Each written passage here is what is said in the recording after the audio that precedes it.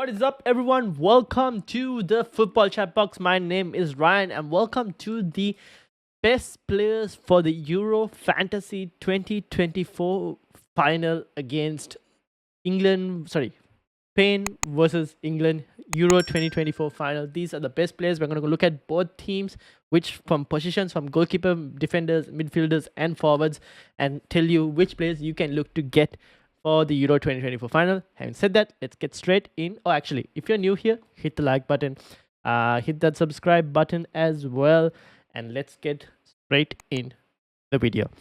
All right, first up in goal. Now, we got two goalkeeper choices. But before we actually get to the goalkeepers, I will tell you right now, you just need to get 11 players out. Okay, I've just put like a couple of players in here just to kind of show you like some of the options, but you just need to get 11 players out for the day, and that's basically it. For me personally, I'm thinking of a 3-5-2 types formation, and I'll explain why. But that's kind of where I'm looking at in terms of formation. You could also potentially, depending on how you see the game going, you could even go a 4-4-2 formation, or a 4-5-1 formation as well, depending on situations. But in goalkeeper, I've gone for. Let's start with. Let's go position wise. Between Simon and Pickford, I slightly favor Unai Simon. However, I'll tell you right now, this applies to both goalkeeper and defender. I highly doubt I highly doubt either side is going to keep a clean sheet. It's very rare that either side will keep a clean sheet. Spain started off well with really good defense, but they've been found out when they faced the better teams. They've not been solid as much, so they're given chances away. And I think England can capitalize on those chances that are given. And on the other hand, Spain will score a lot of goals. Like they find ways to score goals, which means the England defense also, even though they've been strong, I don't think the England defense will be able to keep out the Spanish attack. So because of that reason, I don't see a clean sheet from either side. So you're probably going for which team is probably going to concede more shots, or which keeper will make more saves, or which team is more likely to win the Euros. And in that case, can you see a team? Can you see, like, if Spain go 1-0 up, can you see them keeping or closing out the game and stopping England from scoring? Like, depends on the scenario. For me, between Simon and Pickford, I'm going to go for Simon. Unai Simon, in terms of that. If you have Pickford, just play him. If you have a goalkeeper for the final, don't even bother making a transfer on the goalkeeper, is what I will say. Let's move into defense. Now, defense, from Spain side, I think Carvajal and Cucurella are the only two defenders that I like, mostly, to be honest. Carvajal is the more attacking of the two Spanish fullbacks. Cucurella will have the more ball recoveries. From the two, obviously Carvajal will be back from his suspension from the semi-final, so he should start against England. And Cucurella, obviously, and get a decent number of ball recoveries. 31 versus Carvajal's 24. Obviously, Carvajal has missed 2 games as well.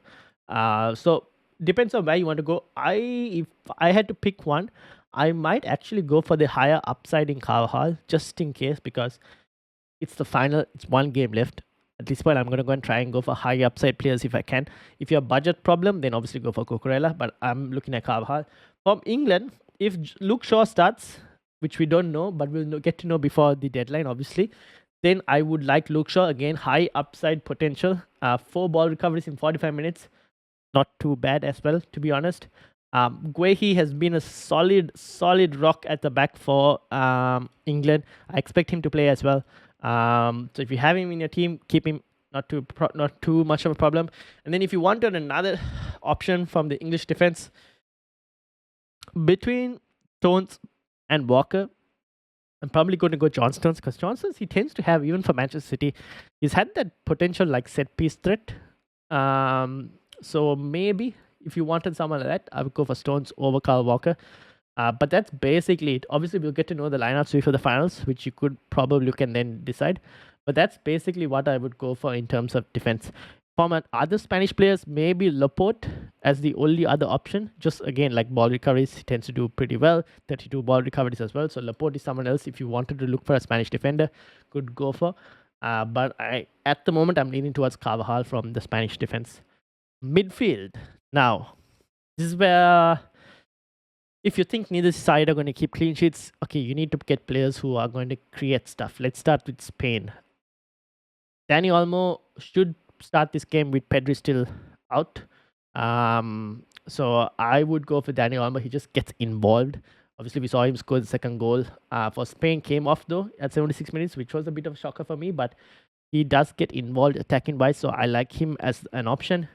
Nico Williams will create. The only problem is with, like, as you can see from these returns from Nico Williams, you have to be lucky at times, like, because he will create chances. The question is, like, will he get that opportunity for an assist or a goal? It's unpredictable. So I don't mind him as another Spanish player if you want to get in. And your third, like, if I was to go for a third Spanish player, it's a bit. I have Rodri here, but that's also just like, if he tends to go like full 120 minutes, maybe he's not a bad player to go and have. But Fabian Ruiz also has been really good. Has come up with double-digit hauls twice. Not a bad option.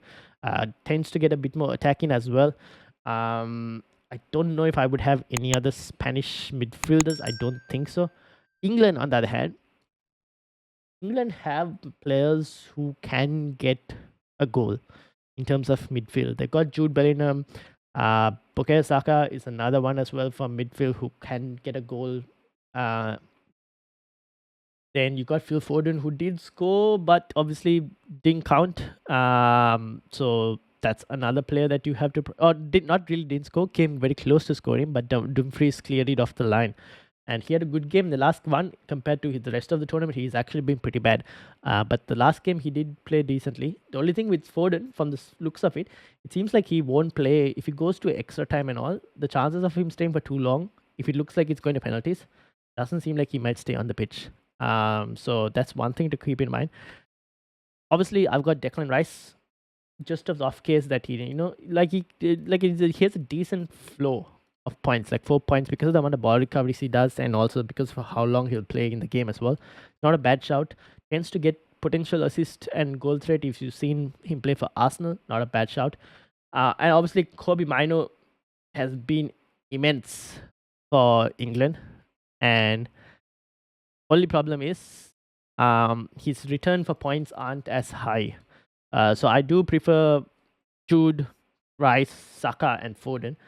Out of the four, Jude and Saka I like the most. And then I might even put slightly Declan Rice over Phil Foden just because of minutes if it goes to extra time and whatnot. But that's my England midfield. Then we get to, actually, would there be anyone else?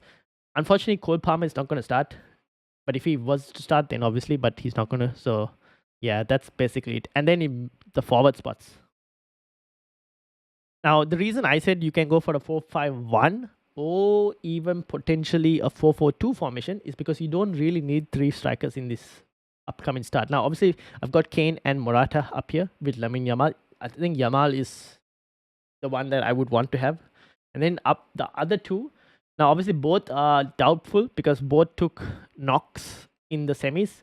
So we have to wait and see how that's going to work. Between Morata and Kane, I would go for Harry Kane. If both are starting and you had to pick 2 strikers, Yamal will be one, and then Harry Kane will be my other striker. I won't really look at anyone else. Unfortunately, Tony or Watkins, we don't know who will come off the bench, so you can't really predict that in terms of taking a punt on them and expecting them to come off the bench and score. And Ferran Torres also, he doesn't get enough minutes off the bench to be able to be considered an option. So it's between Yamal and Harry Kane and Morata. Obviously, those 3 are your only options. I would only lean towards Yamal first and Harry Kane second if he was to start. Those are my players that you can look to get for the final. Let me know what your thoughts are. Who do you think is going to win this Euros? We'll be having a deadline stream, right? We'll have a deadline stream 1.5 hours before the finals. We'll have a watch along during the finals, Euro 2024 finals, and I'll have a team selection stream tomorrow where we can discuss some of the players that we can look to get for the finals, and also look at the new FPL prices that have been just released. A lot of players have been released. Haaland at 15 million, Cole Palmer at 10.5 million, Salah at 12.5 million. What do you think about these prices? Let me know in the comments as well, as we look forward to the new FPL season that should be starting next week. Most likely is the rumors, but we'll see. If you've reached up to this point, hit the like button, hit the subscribe button, and I will see you all tomorrow for a team selection stream, and then on the Sunday or the deadline stream and watch along. Thank you all for watching. See you all